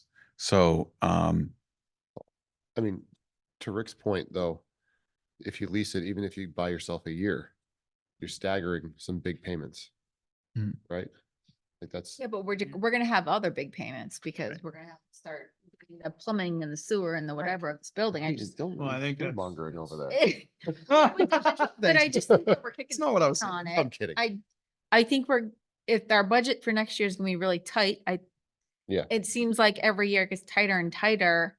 If we have this million, I would just assume be done with it and pay for it, because next year we might really need that 26,000 we're budgeting over a 5-year period for something different. And I'd like to clarify too, so Tom, when you talk about, the community planning for the upkeep of the schools, it gives the impression that we're not planning. And I think that's why we have the capital improvement plan. Mhm. And that's why we roll all that stuff in and we talk about it at least once every couple months, if not every month. Mhm. I think where you were going was, there may come a time where the community is going to have to get behind supporting a warrant article for X item that's outside of our budget. Is that where you were? It's two things. We're aware of what a lot of the issues are because Dan has worked so hard to look at the buildings internally, externally, all the innards of the buildings and kind of think about what's in that plan. And I think one of the things that we need to do right out of the gate next fall is review those again. Mhm. What I'm saying is if the facilities use revolving fund is being used to basically manage capital needs and technology along with year-end surplus, a more comfortable model for me or for us, I think for the community, getting to know the community over 7 years, is that people just want to know what we're planning for and why. Mhm. And so what I'm saying is that there's some items in that capital improvement plan that we don't have a budget for. Mhm. We know they're there, we know they're coming, we know they're going to be a problem. We need to start, even if we just start building it.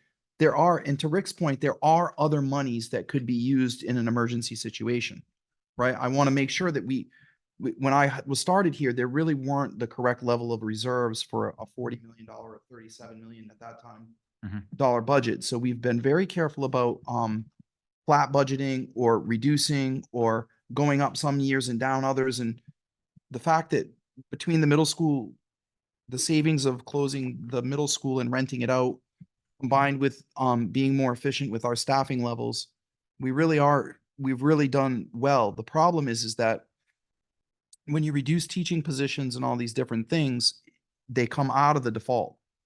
So you get a default budget and then you get a higher budget. And in order to fix these two issues with capital, there has to be a point where it flips.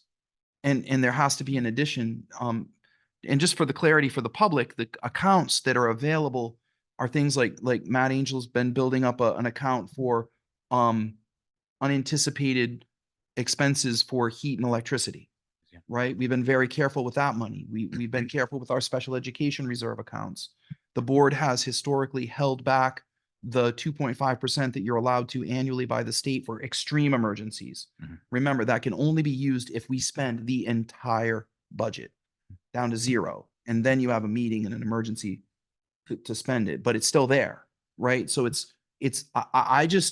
I'd rather give back than ask for more, Mhm. right? My dad gives me money for lunch. I go buy lunch. I bring him back a $10 bill. He's more likely to give me the money later. Mhm. Right. But what I don't want to do is overburden and I don't want it to turn into, I gave you $20 for lunch. You gave me $10 back. I'm only giving you 10 next time. I want this to be a system where we're saying in the future, we're going to need 13 for sure. Mhm. And so I'm just trying to figure out how to balance that because we did budget tight next year, knowing that we needed to pass the teacher's contract. So I just want to be aware of that. And you can't carry the year-end money over, but you can carry over the facilities use revolving fund. So if you choose to spend down the whole facilities use revolving fund or a lot of it, I'm not saying that anyone's proposing that, but if you do, and I understand if you do, I just want you to be aware that that money has to grow back. It doesn't get replenished with the new budget. Got it. It's money that comes from the revenue from the rent of the middle school. It comes from, if we have a dance troupe rent the auditorium, it takes time to build that up. I'm fine. I agree with Rick that taxes are really hard right now, right? We had a revaluation. People's bills have gone up significantly. It's a good time to be very careful.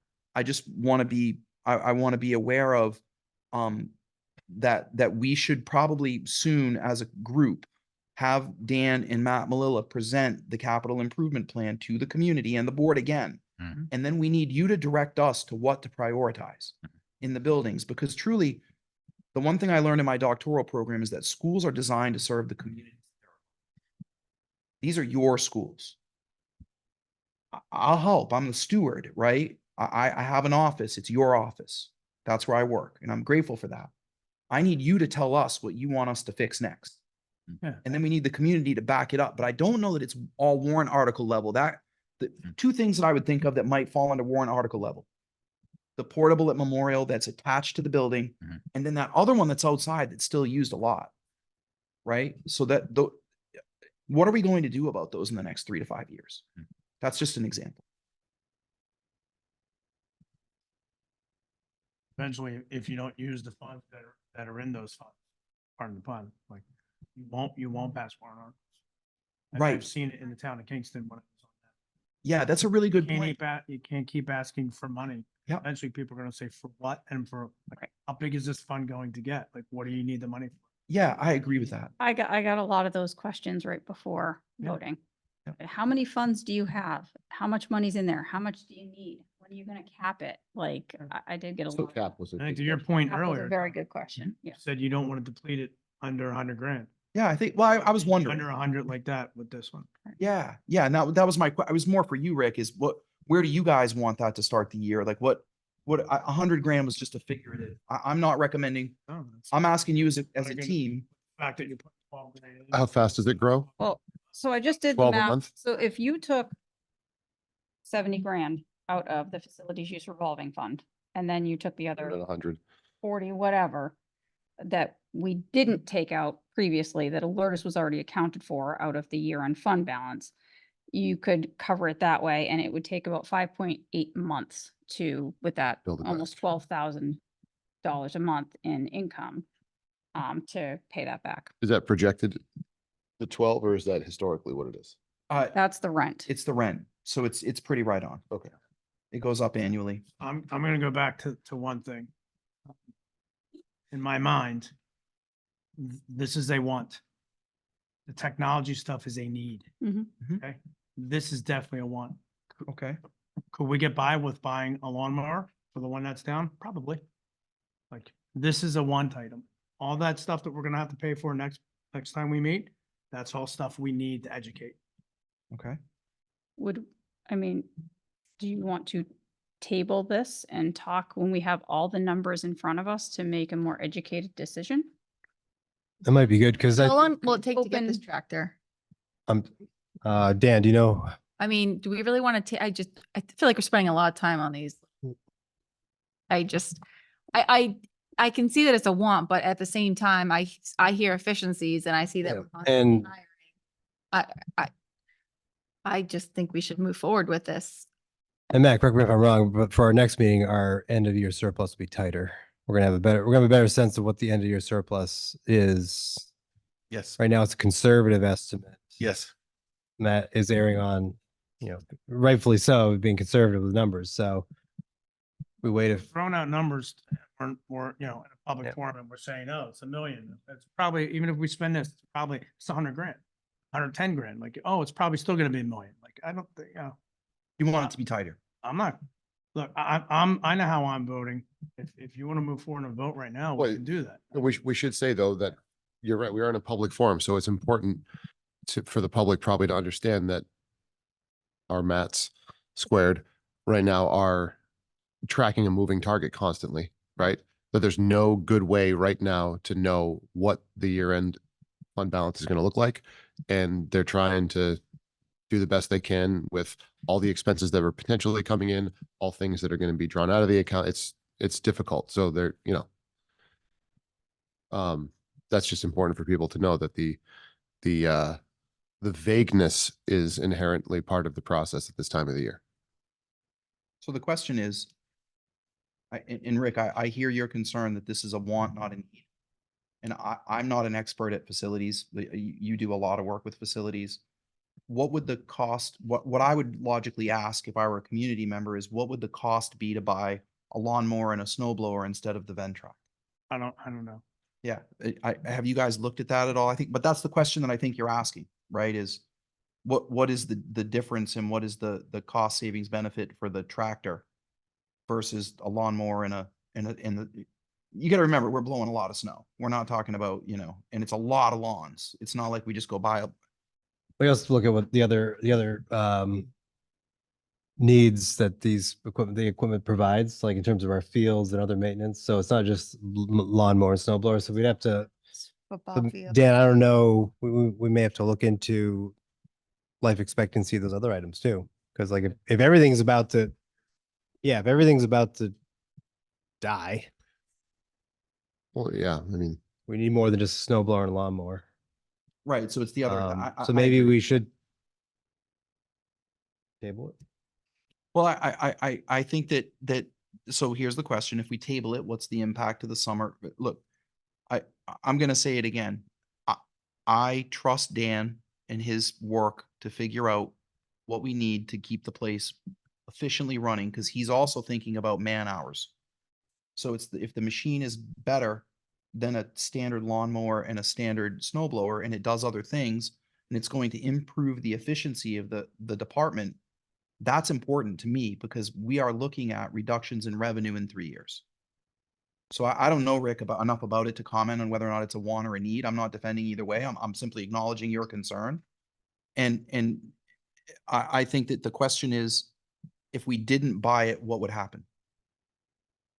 I guess that would be for Dan. Like, what would be what, if we didn't buy it, what would we have to buy and what would the cost be?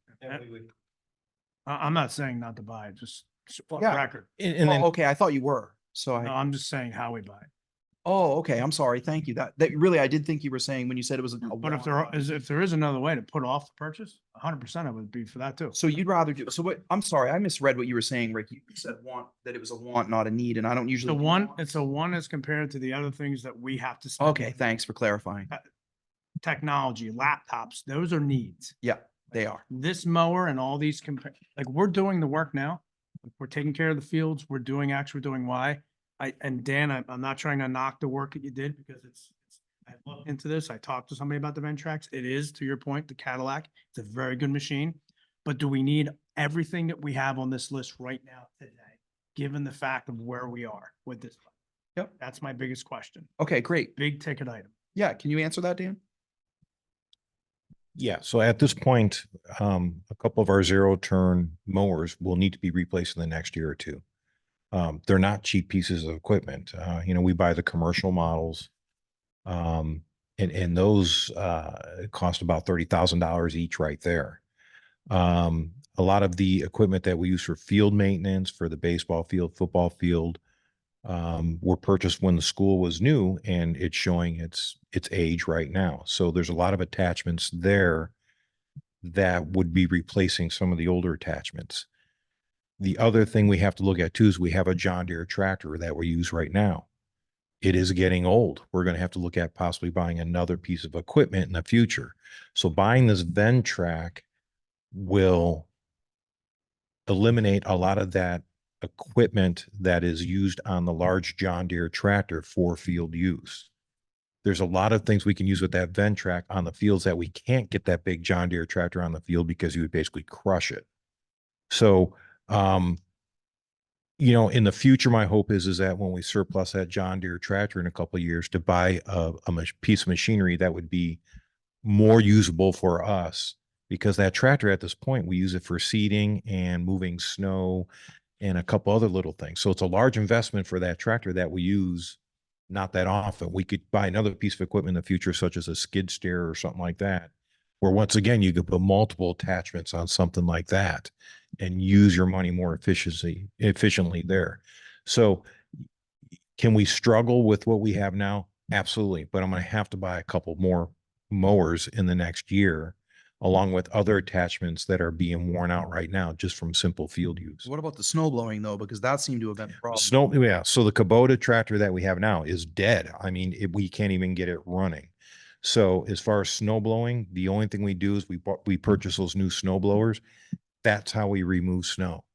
With this Ventrac, one of the attachments is the broom attachment, where you can clear just a fraction, a bit of snow with the broom attachment rather than a snowblower, because the snowblower doesn't get down to the concrete, thus improving safety and slip hazards within the school here, because you can't get 100% of it.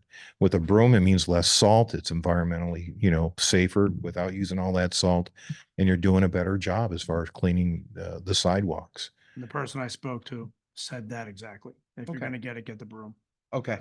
Yeah. So Rick, so my question for you then, Rick, is that I think the way that we purchase this seems to be the most important to you. And the question that I think, based on Heather's comment and my train of thought, is, in your mind, how does delaying this purchase by a lease benefit us, knowing that we have a tight budget projection for next year? And how does this benefit us? Because maybe I'm not seeing what you're thinking. Where's the money coming from? That's a Year-end funds. You want to do So we year-end just said funds? year-end I think funds. It's coming out of one year. one proposition Right, would so be, you would vote No. to do the lease. Right, but so that's what I'm asking you is, so what's the benefit to the lease, knowing that we just incur this cost next year, given our budget? What cost? you don't incur it next year. There's no payments till 2026, and then you only have to make, Okay, that's so what the benefit as you see it is the delay. No upfront, no, you're still getting the equipment. You're just not paying for anything for a year. Right. And then you can totally refinance it. I mean, it's the same benefit of any mortgage, right? It's the pain Sure. is spread out, so it's not as painful, right? Yep. I would, that's I one think way to, what even Rick's if you saying, pay there's a more. bunch of stuff coming up that's a need. We get $12,000 a month in the facilities use revolving fund. Look, that could build up and we could pay this thing off early and with no Yeah. penalty. Right. Okay. But we I have to got make you. sure we Fine. earmark and are really. Right. So in cognizant my of head, I'm that. already thinking, okay, I've got to earmark 70, 100,000 out of the facilities use revolving fund as like tractor money. Well, You know what I mean? 5 years. over Yeah, 5 years, no, that's I'm the just saying thing. as I'm thinking about Yeah. the money, I'm just, Okay. the other thing was, if we pay it early, we save the 21,432.78 interest. But what you're saying, Rick, is at the end of next year, you could refinance it. You don't know what that interest. is. Right, that interest could go You're down. basically getting the equipment now for free. And if you amortize, if you spread that 21,000 or what is it, 26,000 in interest 26, I think. over Yeah. five, if you, Yeah. yeah, if you spread that over 5 years, it's nothing. Yeah. Right? Okay. So that's one option. So I'd like to make a motion. And I gotta, what's the number here? Can somebody pull that The number? number actually is one, because some of the equipment was factored into this. We have, I assume, Dan, where it says keep, we are keeping that equipment? Yes. Okay, Yes, so. that's the pieces that we will I keep. have then is 110,8717. Right. Is that That's at the top here. Yep. Okay, okay. Okay. So I'd like to make a motion that we purchase a Ventrax tractor utilizing this proposal with the attachments listed here for a total of $110,087.17 via a lease contract at the current rate of 5.77 with the potential of either refinancing or paying off early. Second. Discussion. I know, funny. We right? get the rewind. button. Just for clarity as well, we use the term leasing, but that is really not a lease, correct? That is Oh, it's financing. it's financing, but the term, because it's It's a lease purchase. a We're government. gonna own it at the end. Hmm? We're gonna own it at the end. Yes, and I just wanted to clarify because it sounds a little bit scary when you're saying to the public that we are leasing something, because it sounds like you're Good call. giving. Sure. Yeah. It is the language in the contract, but yes. It you are. is, Yep. and we Oh, ran it into is. that You're, before, and you could own it at the end, Yes. or you could turn it in for residual value and you could, potentially get a different Right. model if something comes up exactly. better for our But in needs. the end, we can own it outright. So, So I just yeah, want to with that- clarify That's an for the. important question, though. Thank you. Don. That is an important question. This thing is structured, if we use what we're all familiar with, car leasing versus car financing. Is this on the model of a lease, like you would lease a car? Such that you could buy it at the end or turn it in for residual value, or, Buyout at the end. No buyout at the end. Yeah. so it's really a finance.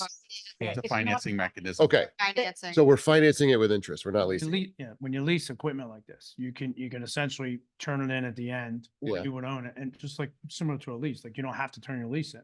There's no No. buyout balloon payment with this. Okay, but there's Good. no If buyable. there's a better Yeah. model or Okay. option Mhm. for us, we can turn it in for a residual value.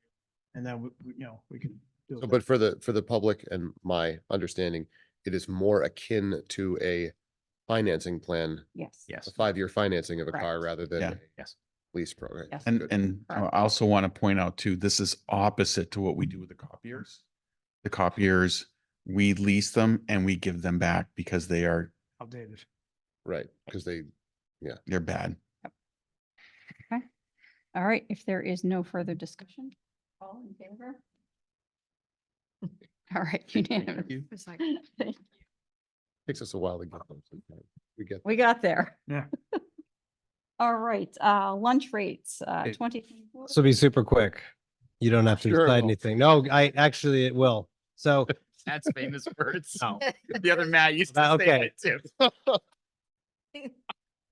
glad you already don't. Gotten to know the board yet. That's a green mistake to say it's gonna be super. quick. Releasing these Better or be super quick. So every year, the business office and our food service management company analyze current meal prices to make sure they're sufficient to run the operation. And as of the end of April, our projections, our net income was positive with a balance of 16,272.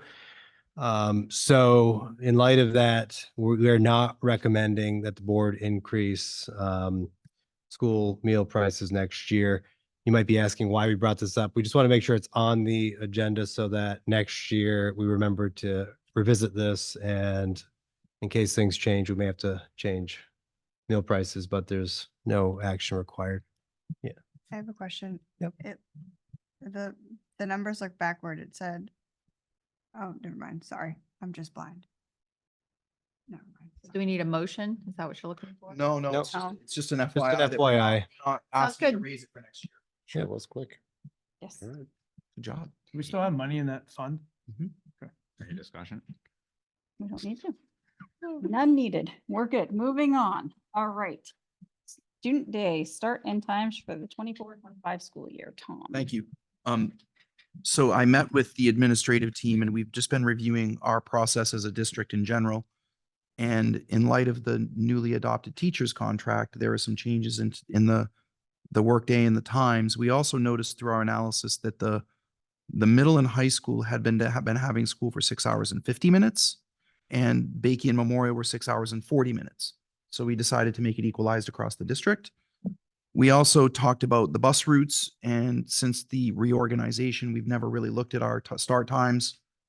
You know, it's been 4 or 5 years. We really wanted to dig in and just kind of take a look at it. Our youngest learners learn better earliest. So the research on that is really clear. I'm not proposing, or we're not proposing, flipping middle and elementary. That's not the purpose of this presentation.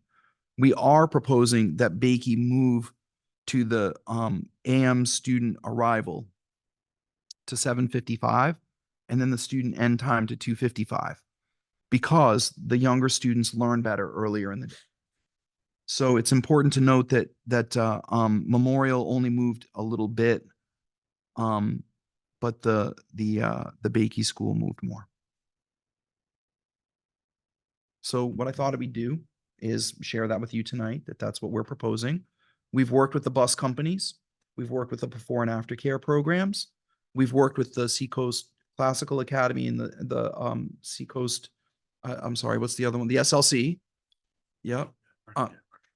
Yeah, there's so many acronyms. I know. The folks at the middle school to make sure that the traffic flow and all the patterns and everything would work fine. And everything works just fine, but we wanted the public to have an opportunity to be aware, because as a parent of young students, I understand that there are pros and cons to having school start at 7:55 instead of 8:35. So we wanted to share that this evening and then allow the public an opportunity to consider that information before the next board meeting where we would vote to adopt. How would this affect preschool? Because I know preschool already starts later. Would their start time shift too? Yeah. So basically everything would move into this zone and they would have to organize the preschool to be just a little bit later. Okay. Thanks. Great question. Troy, did you want to speak to that? Troy happens to just be here. Yeah. I might as well just He's have, been hiding over there, Just hoping kinda not to hangs get out, called just on.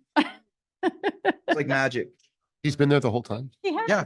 Oh, yeah. He's been hoping not to get called on. He was just trying to hide. So, yeah, so we adjusted everything. Our preschool is actually going longer, more days next year than it has in the past. It used to start almost 2 weeks after and early. We're not doing that. We're actually extending our preschool time to give more instructional time to our kids. So we mapped it all out. It should be fine. They have their own separate entrance at Bakey, so they don't come in where everybody else does. So there shouldn't be a traffic issue there. The visitor parking spots are for Bakey's preschool's parents when they're dropping off and picking up. They have their own crosswalk right there. So, because they get out at the end of the day right about the same time anyway, when parents have already started lining up, and it's not been an issue yet. So, any other questions or? Okay. So we'll bring this back in 2 weeks. Thank you. Or June 5th. Yeah. The only really substantial change is that Bakey would just go to school earlier in the morning. And I do want to say that philosophically or educationally, that is a very good thing. A very good thing. By 3 o'clock in the afternoon, kindergarten kids are done. They've been up since 6:30. They wake up early. We've all had it happen. Someday we're going to have a conversation about whether or not we look at having the high school kids start later and the elementary kids start earlier, because mentally that's way better. And you start talking to other districts so we can make that We have happen. to, in my community, It they has did it. to work. Did it where I live. About athletics.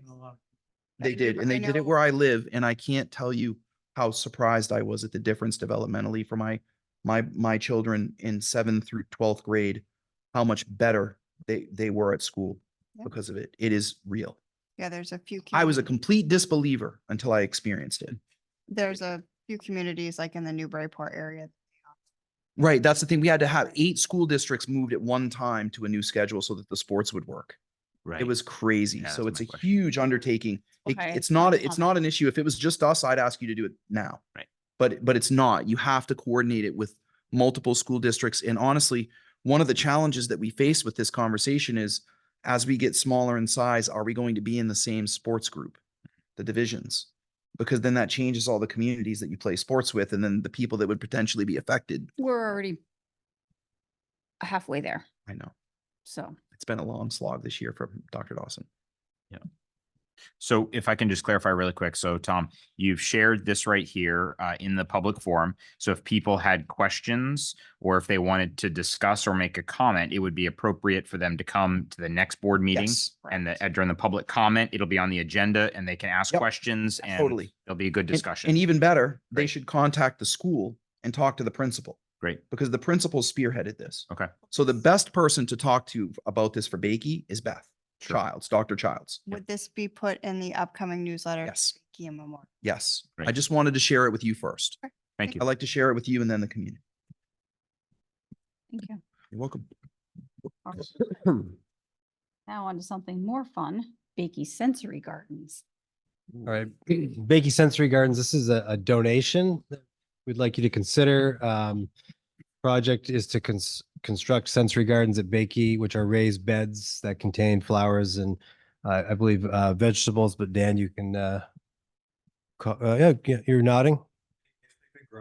Yeah, if it grows, it's growing. The project was spearheaded by staff member at Bakey, Cindy Quintel. And the volunteers are just looking for school board permission to alter the exterior of the school by adding these garden boxes, I guess, behind the school along the tree line. And all the materials and labor for the project are being donated, so there's no cost to the district.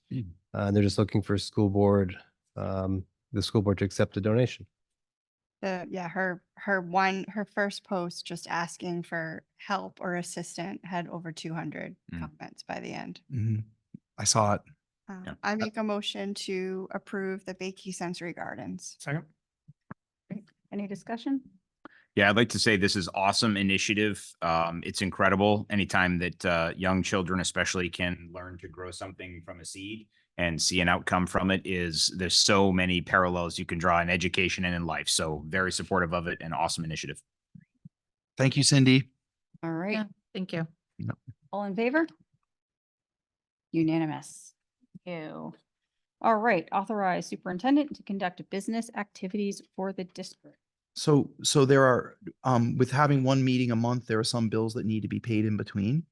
And so we just looking for permission from the board to do what you do in the summer, which is to authorize me to pay those bills so that we can keep things moving in the off weeks.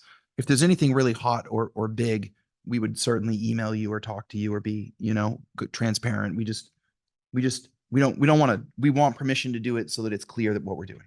And the large majority of that would be contractually obligated. Yeah, it's usually vendors that are doing contractually obligated. Keep the heat and the lights on and Yeah, keep the school open. But Yep. there are bills that need to be paid in pay between. salaries. Best, yeah, pay salaries.